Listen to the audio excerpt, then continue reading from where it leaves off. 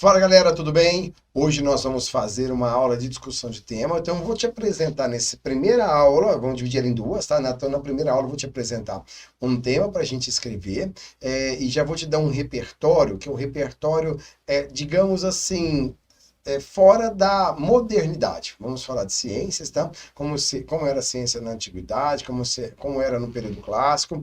E aí a segunda parte a gente vai aprofundar em nomes que podem cair também na prova de filosofia, como Karl Popper e Thomas Kuhn. E aí a gente vai para repertório de atualidade, embora seja um repertório cultural. Por que está batendo cultural com atualidade? Porque eles são muito recentes, né? São contemporâneos, tá? Então vamos lá, vou te apresentar o tema, vamos lá para a telinha. Dizendo assim, texto 1, preocupação, engajamento e compromisso. Ocorreu domingo, dia 8 de outubro de 2017, em frente ao Museu de Arte de São Paulo, a terceira marcha pela ciência. Movimento que, a partir do presente ano, vem reunindo cientistas, pesquisadores do estado de São Paulo para reivindicar mais visibilidade e credibilidade para a ciência. Esses eventos têm por objetivo protestar contra a atual situação do desmonte da estrutura pública de ciência e tecnologia, que envolve universidades, institutos de pesquisa, como se pode verificar nos cortes orçamentários na área de ciência e tecnologia previstos pelo governo federal em 2018. Bom, aqui é importante você pensar o seguinte, esse texto coletâneo, ele se conecta como na minha redação? Eu poderia usá-lo, aliás, a gente tem que ver o tema primeiro. Eu vou lá no último slide para te mostrar, vou passar aqui para você, do que a gente está falando. Ó, a necessidade de valorizar-se a ciência no Brasil do século XXI. A gente estudou na última aula teórica vestibulares da VUNESP, então não precisa fazer intervenção neles, né? A gente precisa fazer uma síntese na conclusão. Vamos falar sobre o quê? Sobre a necessidade de valorizar a ciência. Então, peraí, o texto 1 está abordando esse assunto, só que tem um ponto importante que você vai usar no seu texto, que é quando fala ciência e tecnologia. Nas universidades ligadas às ciências, às engenharias, à física, às biologias da vida, tem uma disciplina que se chama CTS. CTS significa Ciência, Tecnologia e Sociedade. Na visão atual sobre ciência, só tem sentido fabricar tecnologia e dar saltos científicos se tiver a sociedade como principal beneficiária. Não adianta você mandar, por exemplo, um foguete para a Lua para ganhar da União Soviética e mostrar que você, Estados Unidos, é superior ao seu concorrente. Se a sociedade continua passando fome, a sociedade continua desabrigada, continua sem infraestrutura. Então, há agora um consenso humanitário de subordinação da ciência em relação à demanda social. Isso já é uma tese. Não pode existir a ciência por si só, mas a ciência tem que servir ao ser humano, tem que ser humanizada, tá? Isso já é uma tese que eu te dei aí, de graça, hein? Segundo texto, nós temos aqui um gráfico, para aceitar esse gráfico, você vai usar a fonte Agência Câmara. Então você pode dizer assim, ó, o gráfico proposto pela Agência Câmara ou a pesquisa proposta pela Agência Câmara indica, aí você escolhe uma data que você quer analisar, né? Indica que no ano de 2010 houve o ponto máximo de desempenho tecnológico e científico. Esse IPCA que está no título do gráfico, né? É o painel intergovernamental, né? de pesquisa, né? Então nós temos a pesquisa aplicada. Então diz que nós gastamos em bilhões, 8,6 em 2010 com ciência e tecnologia. O ano que gastou menos, 2017. Então a gente poderia escolher uma ou duas datas para jogar no nosso texto e analisar o quanto de esforço político estamos desempenhando enquanto sociedade brasileira para essa área que é a área científica. Tá? Aqui nós temos o texto 3. Políticas públicas que incentivam a pesquisa e a inovação industrial são essenciais para o desenvolvimento econômico. A maioria dos países desenvolvidos é aqueles que buscam escapar do subdesenvolvimento, entenderam essa regra e investem na formulação de políticas voltadas a incentivar e acelerar as áreas de pesquisa, desenvolvimento e inovação industrial. Na contramão, o Brasil está consolidando um dos maiores atrasos científicos na história. E isso que está dizendo aqui bate com o gráfico, né, do slide passado. Né? Então, o Brasil não está investindo tanto nessa área. Tanto que a gente tem que importar mercadoria. Então, a gente vende, por exemplo, minério de ferro da CBMM, da Fosfértil, da Mosaico, e a gente importa chip de computador, importa maquinário, motor de carro. Nós não temos no Brasil, nós temos no Brasil um avanço agropecuário enorme, uma tecnologia na área agro fantástica que deve ser mantida, importante para a geração de emprego e manutenção da alimentação do país e do mundo. Mas nós não temos, né, uma empresa que fabrica celular, que fabrica antenas de celular, nós não temos uma empresa que fabrica carro, nós não temos uma empresa que fabrica computador, ou seja, nós somos uma potência do agronegócio e precisamos desenvolver agora essa outra área. Acho que é isso que essa redação está pedindo para a gente, né? Nós estamos crescendo com uma asa muito grande, agropecuária, e a outra da tecnologia, da saúde, da educação, as outras áreas científicas estão pequenininhas, a gente tem que desenvolver mais isso, tá? Então o texto continua dizendo, isso pode ser visto no orçamento de ciência e tecnologia. Em 2010, quando havia até um ministério com esse nome, o valor foi de 10 bilhões.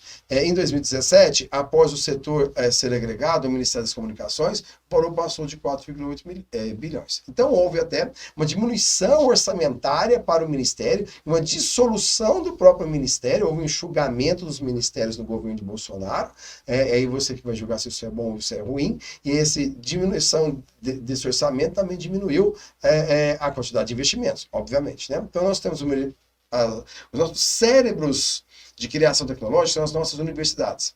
Então eu estudo numa universidade que tem curso de engenharia nela. E uma das disciplinas é mostrar o quanto que a importância da energia solar é significativa para ser uma nova matriz energética em relação a que a gente usa, né? Usinas hidrelétricas e termoelétricas, etc. Né? Só que a nossa universidade usa energia elétrica. Então, veja, é uma universidade que ensina a importância de uma tecnologia e não tem a tecnologia disponível para ela, tá? Então, isso aí são as incoerências que você pode usar também no seu texto. No texto 4, a pandemia do novo coronavírus chegou ao Brasil em meio a um cenário de cortes de bolsas de pesquisa, defasagem tecnológica dos laboratórios, desmoralização das universidades. Isso sempre acontece em época de crise, tá? Em época de guerra, em época de crise, a gente corta o que é supérfluo. O que é necessário? É comida. O que é supérfluo? Livro, café, teatro, cinema, cultura. Então a sociedade julga que isso, em época de crise, não deve ser o carro frente. O carro frente tem que ser aquilo que dá comida e mantém a vida na íntegra, intacta e protegida. Mas passamos desse período, então pressupõe-se que a gente deve investir em outros setores, não só na alimentação. A cesta básica, o valor dela é calculado, é base para o cálculo do salário mínimo. Então, numa cesta básica tem arroz, feijão, macarrão, batata, manteiga, bolacha, sal. Isso tudo mostra que o salário mínimo é calculado mais ou menos como a gente pensou na política de pão e circo, né? Com a quantidade de dinheiro suficiente para comprar comida. Só que a gente sabe que a família precisa de comida, precisa de remédio, precisa de cultura, precisa de escola, precisa de saúde. Então dá para a gente colocar até ali numa intervenção as músicas do Titãs, chamado Comida. Comida é pasto, bebida é água. Você tem sede de quê? Você tem fome de quê? A gente não quer só dinheiro, a gente quer dinheiro e felicidade. A gente não quer só dinheiro, a gente quer inteiro e não pela metade. E aí fala que a gente não quer só diversão e balé, a gente quer a vida como a vida quer. A gente quer mais do que uma questão de comida. Então a gente precisa desenvolver a tecnologia, precisa voltar a fazer investimentos, segundo essa coletânea, né? Para que a gente consiga melhorar a sociedade em setores que não foram tão privilegiados, né? A não ser em detrimento de outros. Ok? Então está aqui o nosso tema. Agora, repertório cultural do passado, para a gente finalizar essa aula. Vamos pensar que em épocas religiosas, mitológicas ou metafísicas, como a era da cosmogonia, lá na Grécia Antiga, não se desenvolvia ciência, porque acreditava que tudo era manifestação divina. Os deuses criaram o mundo. Quem diz que o mundo saiu do nada, do caos, né? Nenhuma explicação científica, é o Hesíodo, no livro Teogonia. Só que a gente pode pensar que no período seguinte, chamado de cosmologia, o estudo da natureza, vem agora alguns casos caras que pretensamente querem dar um olhar menos fantasioso. Eles ainda não são cientistas, mas seriam pré-cientistas, protocientistas. Por quê? Porque eles não fazem experimentos, eles só observam. E aí vão entrar, por exemplo, Tales de Mileto, o Heráclito, o Parmênides, o Anaximenes. Vamos pegar um deles para usar no seu texto? O Tales de Mileto, considerado o primeiro filósofo. Por quê? Porque em vez de ele ser mitólogo, ele estuda agora a observação da natureza e dá uma explicação para o surgimento da vida, por meio da água, né? Como se fosse esse surgimento da vida algo que fosse mais palpável, mais tangível, mais concreto. Então tá aí o nosso embrião de ciência, tá? Quando a gente vai para Aristóteles, o que é ciência para Aristóteles? Ciência para Aristóteles é analisar a natureza, tudo tem um telos, tem uma finalidade. Então ele vai dizer que corpos mais pesados, quando caem, eles caem primeiro que corpos mais leves, o que vai ser desmentido por Galileu lá no Renascimento. Ele diz que tudo na vida tem uma finalidade. Então, o peixe tem por finalidade nadar na água, o ser humano tem por finalidade a política e a vida social. Né? Então, eu tenho coisas que encaixam no seu lugar de finalidade. Tá? Então, eu tenho o vento que venta, eu tenho a água que refresca, eu tenho o sol que aquece, eu tenho a terra que dá fruto. Né? Isso tudo faz parte da visão científica de Aristóteles, ainda muito contemplativa. Essa visão contemplativa ela vai ser discutida quando chegarmos no Renascimento. O Renascimento vai propor uma discussão do modelo ptolomaico de funcionamento científico do universo. O modelo ptolomaico dizia que a Terra estava no centro e que os planetas eram estrelas brilhantes que rodavam em torno da Terra. Tá?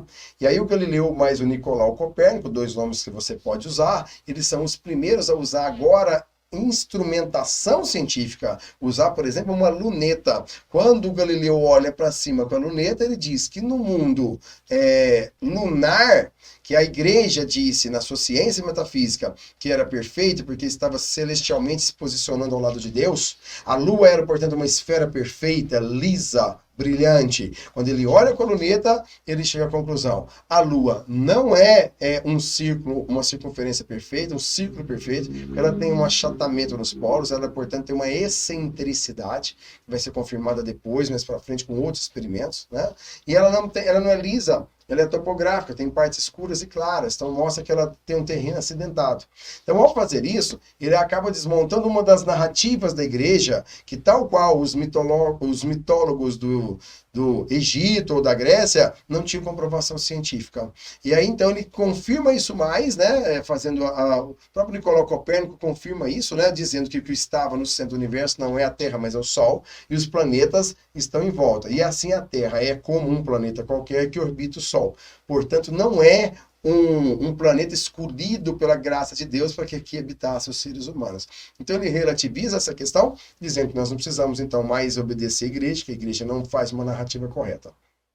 Bom, a gente vai adiantando na história e vamos ter no Renascimento ainda um sujeito chamado Francis Bacon, que vai escrever um livro chamado Novo Organum, que vai dizer que o empirismo, a ciência, é que é necessária para a gente entender a vida que nos cerca. Então, em vez de olhar para cima, vamos olhar para frente. Para frente nós temos o quê? Nós temos fome, miséria, falta de comida, tal. E o que a ciência pode fazer?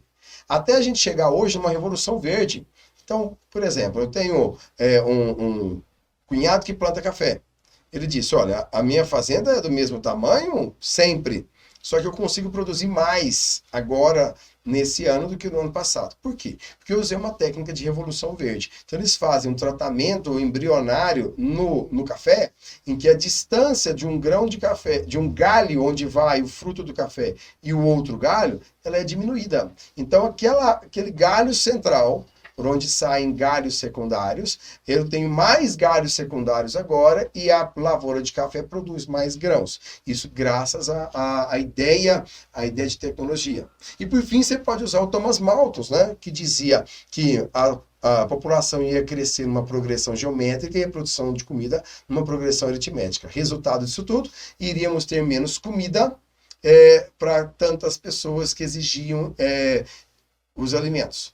Isso mostra que o Thomas Malthus ele acertou matematicamente, mas ele desconsiderou que os avanços tecnológicos poderiam fazer, como nesse grãozinho de café que eu estou dizendo, uma produção em larga escala em nível mundial.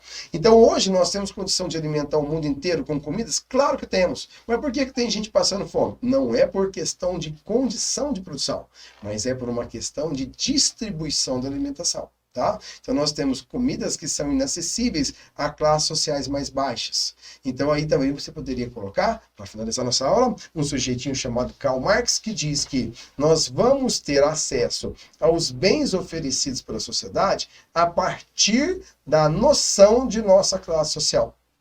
Então um sujeito que ganha 200 mil por mês, não vai colocar o filho dele na escola pública da periferia da cidade. Ele não vai viajar de Fusca com a família inteira, sem ar-condicionado, rumo a uma praia no litoral do Brasil.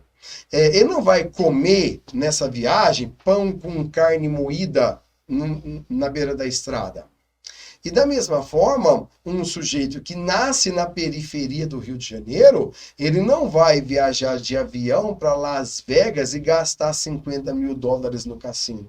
Por quê? Segundo Karl Marx, a classe social define a quais oportunidades o sujeito vai ter acesso. Por isso que é importante aí a política pública, por isso que é importante a democratização da tecnologia, porque para que todos tenham humanamente acesso. Isso é justiça social, isso é fazer o uso do poder público e da tecnologia para o bem da sociedade. Certinho? Daqui a pouquinho a gente se encontra para a gente falar do Karl Popper e do Thomas Kuhn, que aí é repertório mesmo, né? Cultural e atual ao mesmo tempo. Certinho? Um abraço.